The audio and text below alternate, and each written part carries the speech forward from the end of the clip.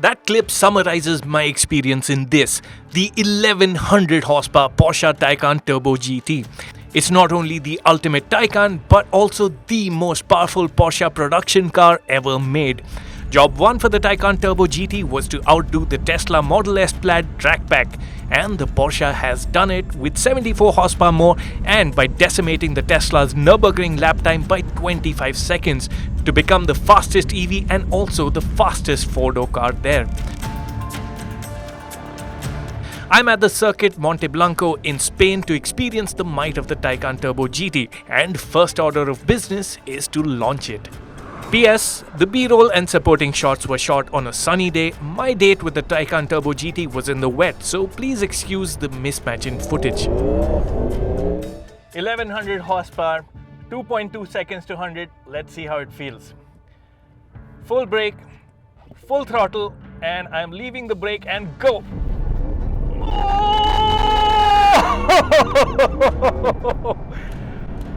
That was painful. Ooh, wow. Launch control takes on a whole new meaning here. It's like being shot out of a cannon silently. 0 to 100 kph takes 2.2 seconds, 0 to 200, 6.4 seconds. These are the official figures. Remember, Porsche has a habit to undercoat, so it could be faster still. At the heart of the Taycan Turbo GT is a twin-motor setup, of which the rear motor is exclusive to this model.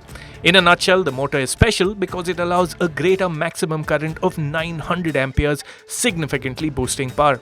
As standard, the Turbo GT makes 788 horsepower. Launch control ups the figure to 1033 horsepower, with 1100 HP of peak power available for 2 seconds.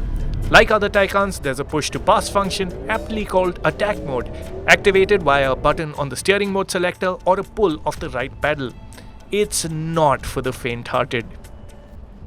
Okay, right pedal pulled, 1100 horsepower, this is what it does.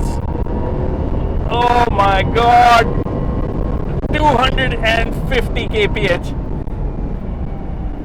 Woo! Top speed is a claimed 305 kph. This car is scary fast. That brute pace makes it feel like you're driving in fast forward.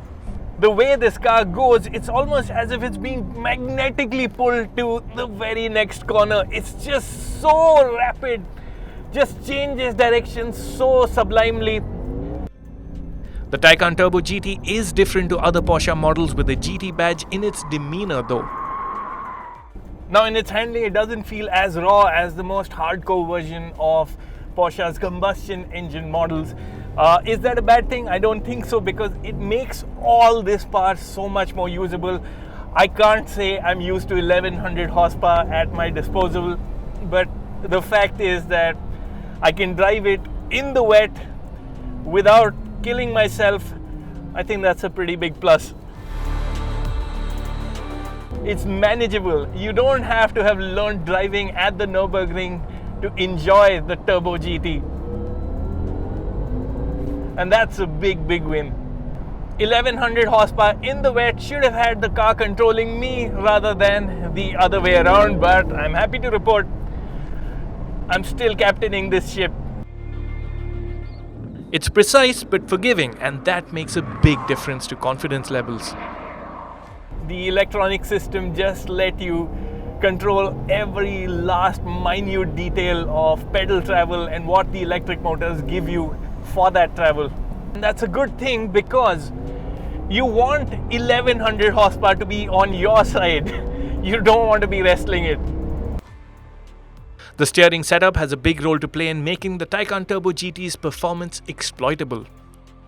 The steering is smooth, it's not wildly quick as you expect on something as fast or as focused as the Taycan Turbo GT.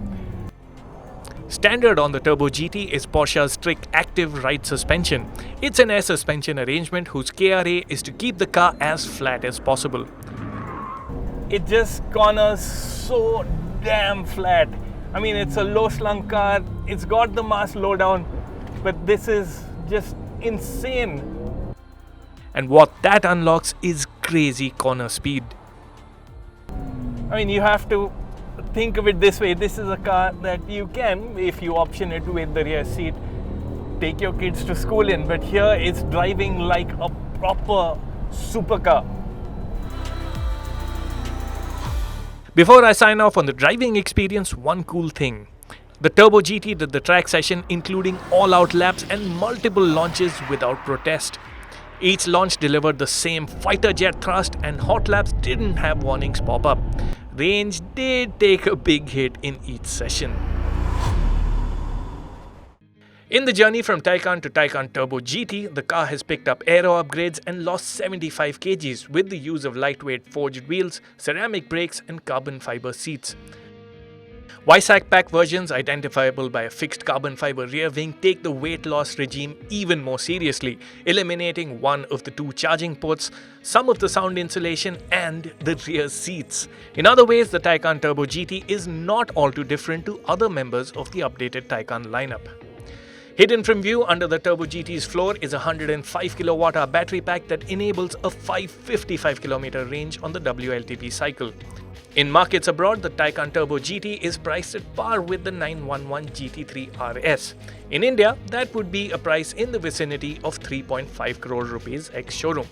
Sadly, the Taycan Turbo GT is not part of Porsche's India plans, at least for the moment.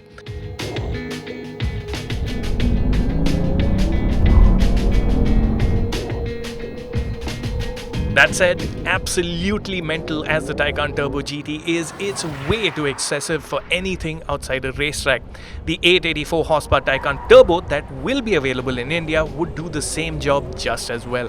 The Taycan Turbo GT is best viewed as an exercise in pushing the boundaries of electric vehicles, and in that light, it's absolutely sensational. Sensational for the way it performs and sensational for the way it handles.